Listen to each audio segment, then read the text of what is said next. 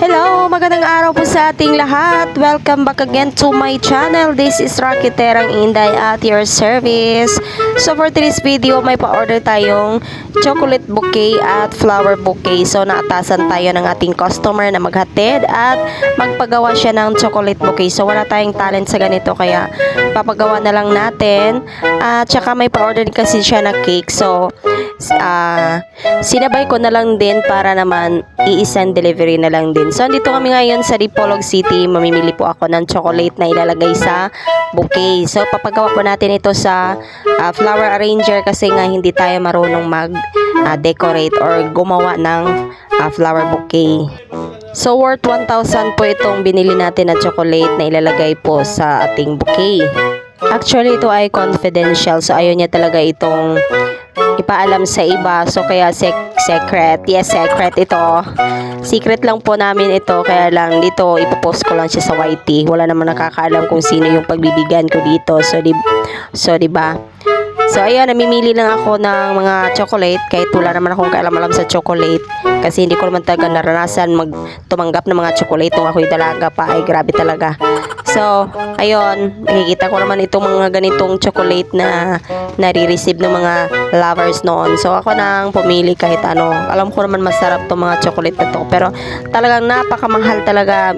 Biruin mo may isang chocolate na tig 40, may 50 pa. So, grabe talaga. Parang isang kilong bigas na talaga yon. At saka, nakakapanghinayang no. Pero talagang yung love talaga niya sa kanyang girlfriend. So, kahit nasa malayo siya, yan, nagawa pa rin niyang gawa ng paraan doon sa celebration ng kanyang girlfriend. Nakakatuwa yung mga ganitong tao na meron talagang way para ipahayag sa kanilang mahal sa buhay yung kanilang pagmamahal.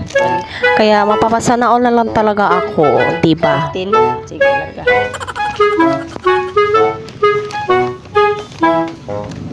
At ayan, tapos na po ako mamili ng mga chocolate. So, total na nabayaran ko is 1,015. So, hinayaan ko na lang sumobra ng 15.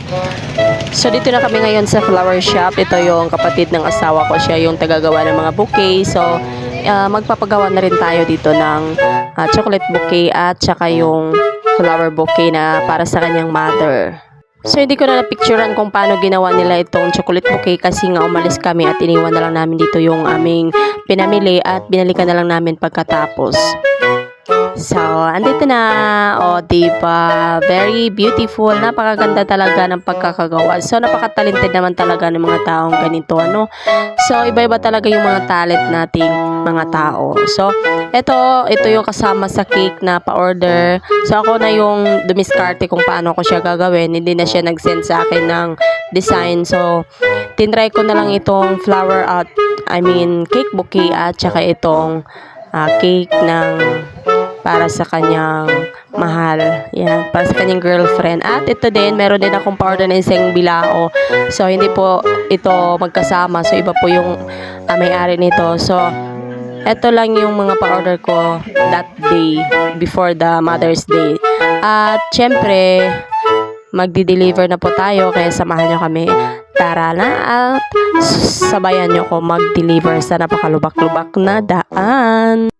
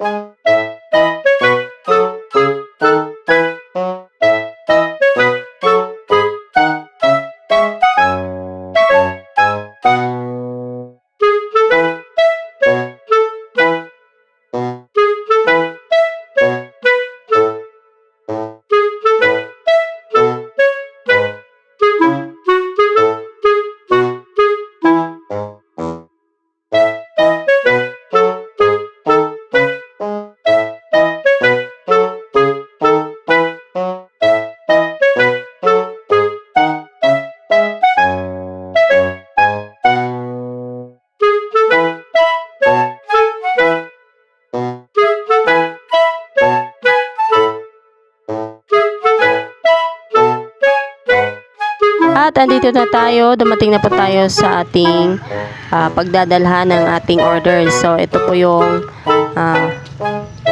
girlfriend nung guy na nag-order sa akin. So kasama ko dito yung asawa ko, siya yung nagbitbit ng isang cake at saka yung chocolate bouquet, at ako naman nagbitbit ng flower bouquet at yung isang cake. So pagpasensyahan nyo na yung ating video kasi hindi ko masyadong nahawakan yung camera, yung cellphone ko, kasi marami talaga akong dala-dala. So hindi ko na malayan na dumapa na pala yung aking video, bumaba na pala masyado yung aking camera. So hindi ko na focus talaga dun sa pinagbigyan ko. Pasensya naman po sa nag-order nito. Basta ito na yung surprise mo para sa kanya, at alam ko tuwang-tuwa naman siya, pati yung kanyang mother.